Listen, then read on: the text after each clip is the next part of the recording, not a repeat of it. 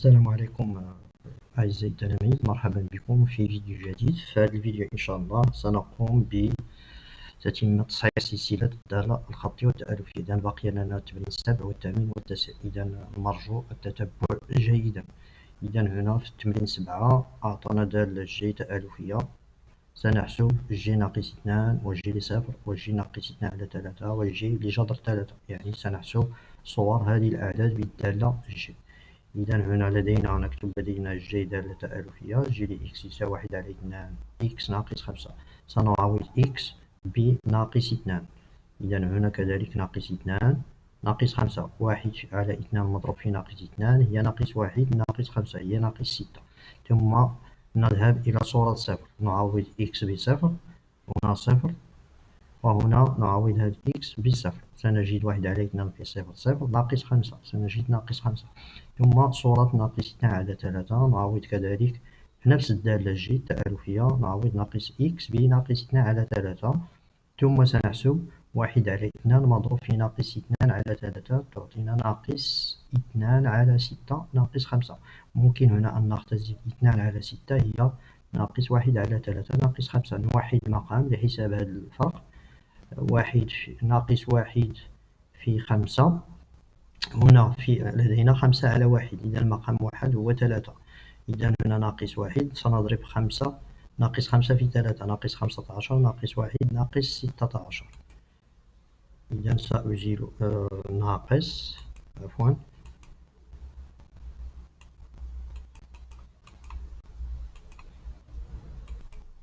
نعم ستعطينا هنا ناقص 16 على 3. ثم نمر إلى صورة العدد جذر 2.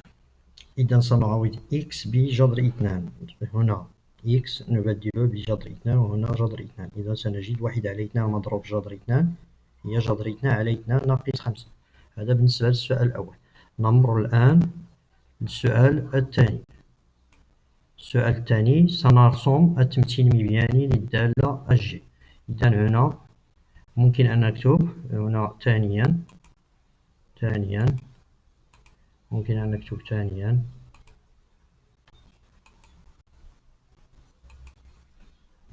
عفوا سأكتب ثانيا هنا ثانيا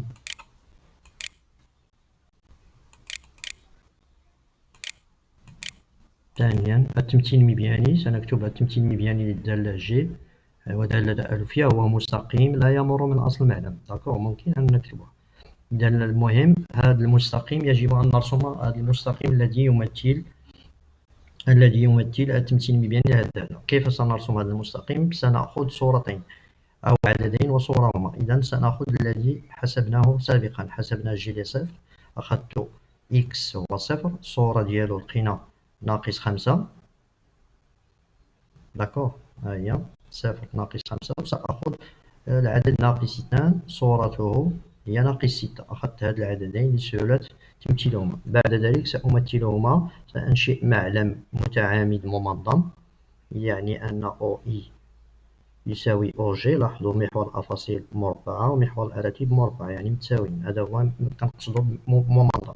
ثم بعد ذلك سأمثل النقطتين. النقطة الأولى صفر، الأفصول هو صفر والأرتوب هو ناقص 5. إذا هنا يوجد صفر والأرتوب ناقص 5، إذا ستكون النقطة هنا. النقطة الأولى توجد هنا. ثم النقطة الثانية ناقص 2. ثم سنقوم بالإسقاط، عفوا،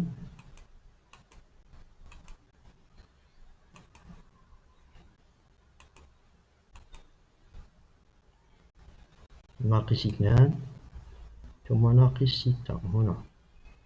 إذا عند الإسقاط على محور الأفاصيل ومحور الأراتب سنجد النقطة توجد هنا. هذه هي النقطة الثانية.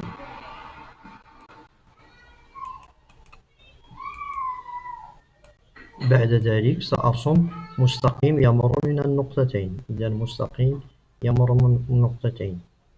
إذا هذا هو المستقيم الذي يمر من هذه النقطتين. ممكن أن نسميه مثلا، ممكن أن نسميه إيكغيك يساوي، ممكن أن نكتبها إيكغيك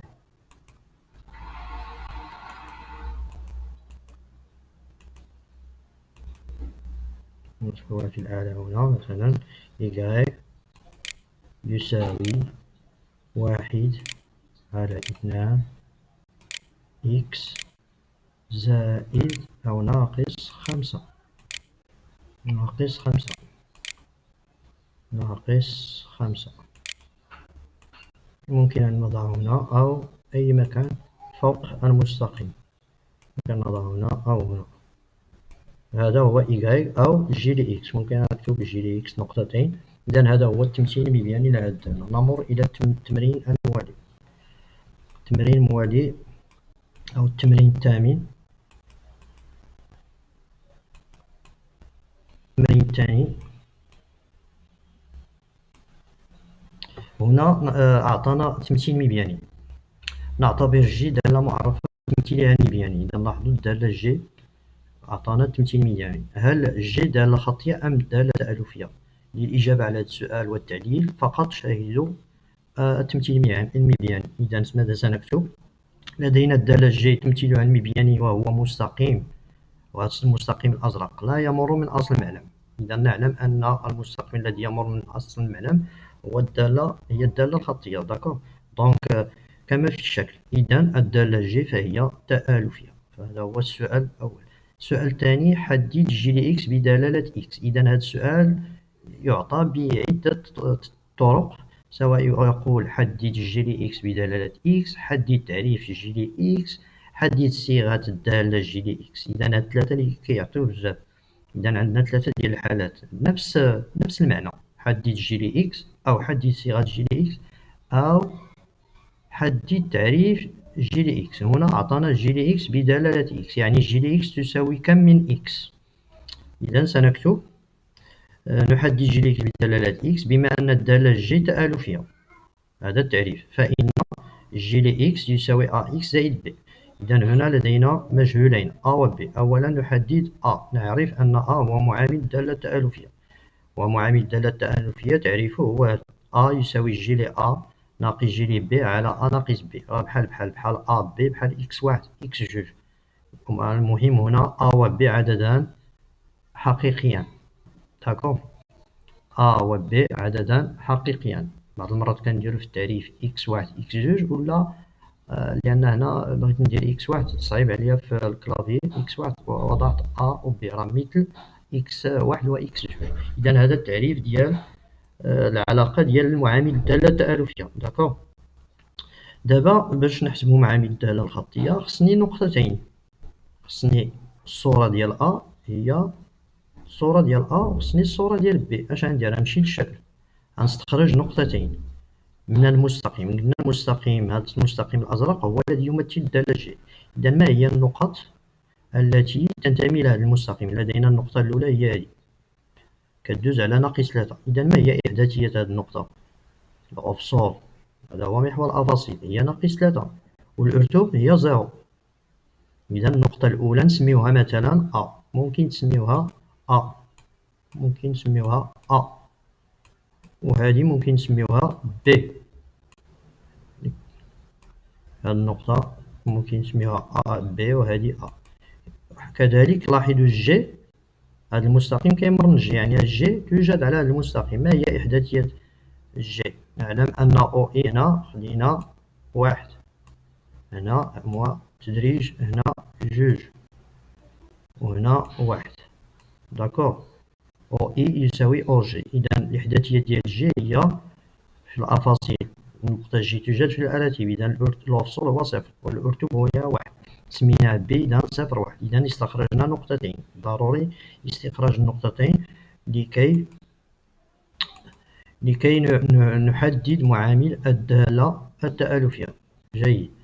من بعد الآن واش كيعني هاد النقطتين لكي تنتميو للمستقيم؟ كيعني أن جي لي صفر هي واحد بالدالة جي، وجي لي ناقص 3 الصورة ديالها هي واحد. واضح، هاد الفقرة أساسية تفهموها.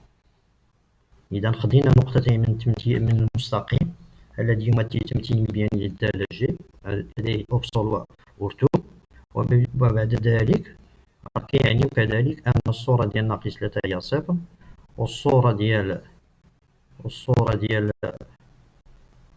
ناقص 3 هي واحد. وبعد سنعوض أ بناقص 3 ناقص 3. هنا العدد الأول هو ناقص 3، العدد الثاني هو 0. أ هو ناقص 3 و ب هو 0. هاي عوضت أ بناقص 3 و ب بزيرو. نفس الشيء هنا أ بناقص 3 و ب بزيرو. هاي ناقص 3 بزيرو، ناقص 3 زيرو. من بعد غنحسبو جي ناقص 3. شحال عطاونا في جي ناقص 3؟ قلنا هي واحد، نعوضوها بواحد.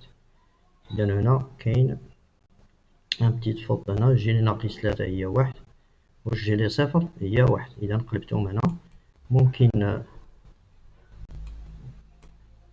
ممكن نحيدها ونكتب الجواب الصحيح.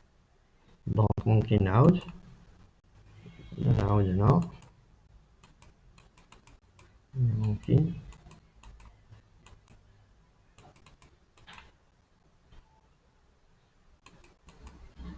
باردون. نعم جيد. إذا هنا قلنا هنا يوجد الخطأ، ليس واحد بدلته بصفر. إذا صورة ناقص 3 هي صفر، عفوا ليس واحد. إذا عند تعويض جي ناقص 3 بصفر هي صفر، وعوضنا جي لي صفر بواحد هي واحد، على ناقص 3 ناقص زيرو هي تعطينا ناقص 3. إذا زيرو ناقص واحد هي ناقص واحد، على ناقص 3 ناقص على ناقص هي زائد، تبقى لنا واحد على 3. إذا وجدنا معامل الدالة التألفية هو واحد على 3، وبالتالي تصبح المعادلة نعوض، عفوا ليست معادلة، نعوض الدالة التألفية، نعوض أ بهذا العدد واحد على 3. إذا ستصبح الدالة التألفية جي لي إكس يساوي واحد على 3 إكس زائد ب. دابا حددنا أ. إذا لمن يفهم كيفية تحديد أ سأعيد. إذا ضروري تحفظ هذه العلاقة ديال تحديد معامل الدالة التألفية. باش نلقى معامل الدالة التألفية ضروري تكون عندنا نوع عددين وصورتهما. إذا هنا عطاونا المبيان، يجب أن نستخرج نقطتين كينتميو للمستقيم الذي يمثل تمثيل مبيان للدالة الخطية. داكوغ، خرجنا أ وخرجنا ب بالأفصول ديالها والرتوب. اش كيعنيو هاد جوج ديال النقط؟ كيعنيو أن الصورة ديال ناقص 3 هي صفر، ها هي ناقص 3 هي صفر، والصورة ديال صفر هي واحد. هاد جوج النقط باش غنخدمو نحددو معامل الدالة التألفية. إذا هنا ولا أ هو ناقص 3، ولا هاد العدد ب ولا زيرو. ها هي جي ناقص 3 ناقص جي لي زيرو، يعني هنا أ ب اش قلنا أ هو ناقص 3 هو، و ب هو زيرو. إذا واضح هنا. من بعد كنحسبو الصورة ديال جي ناقص 3. شحال كتساوي جي ناقص 3؟ ها هي زيرو، ها هي زيرو. جي لي صفر هي واحد. إذا زيرو ناقص واحد هي ناقص واحد على ناقص 3 هي واحد على 3، وكنعوضو المعامل ديال الدالة التألفية بواحد على 3. إذا تصبح الدالة التألفية هي هادي. لقينا المجهول الأول، بقى لينا المجهول الثاني ب. إذا كيف سنحدد المجهول ب؟ إذا غتلاحظوا هنا باش نحددو المجهول ب ناخدو فقط عدد وصورة وحدة، ما ناخدوهمش بجوج، غناخدو فقط وحدة فيهم. أنا خديت جي لي صفر يساوي واحد، هيا لدينا جي لي صفر يساوي واحد، وعندنا سابقا لقينا جي لي إكس واحد على 3 إكس زائد ب هي هادي. غنعوض دابا هاد إكس نعوضو بزيرو، بلاصة إكس ندير زيرو. إذا هنا زيرو، هنا واحد على 3 في زيرو، دونك هادي خصني ندير هنا بزيرو، نصحح هادي نصحها. دونك صحيتها، جي كنعوضو إكس بزيرو، ها هي زيرو، واحد على 3 إكس غنعوضوها بزيرو، واحد على 3 مضروب في صفر هي صفر، زائد بي يساوي واحد. إذا بي كيساوي واحد، داكوغ، بي هنا يساوي واحد. إذا لقينا بي ونعوضوه في الدالة التألفية، نعوضو بي بواحد، وفي الأخير وجدنا الدالة جي بدلالة إكس. شتو كاين أعداد إكس فقط، هذا يعني بدلالة إكس. نتمنى هاد التمرين يكون واضح. إذا غنمشيو من بعد تمرين 9.